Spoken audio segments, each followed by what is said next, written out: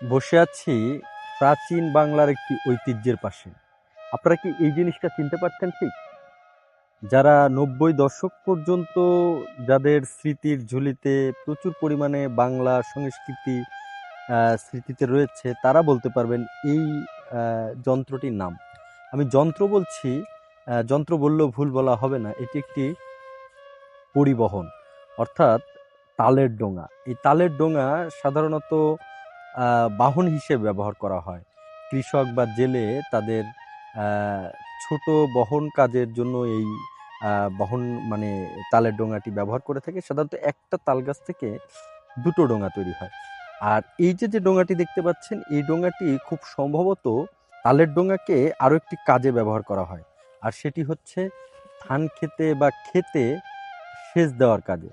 অর্থাৎ এক খাল থেকে পানি তুলে ফসলের জমিতে ফেলার কাজে ব্যবহৃত হয় এই তালের ডোঙাটি। আবার অন্যদিকে বর্ষাকালে হচ্ছে এই তালের ডোঙাটি যোগাযোগ ব্যবস্থায় ব্যবহৃত হয়। আপনারা যে তালের ডোঙাটি দেখতে পাচ্ছেন, এটা অনেক পুরাতন। কিছু ছবি আপনারা ইতিমধ্যে দেখছেন সম্ভবত, যে এই ডোঙাটির বয়স বেশ অনেক দিন হয়ে গেছে।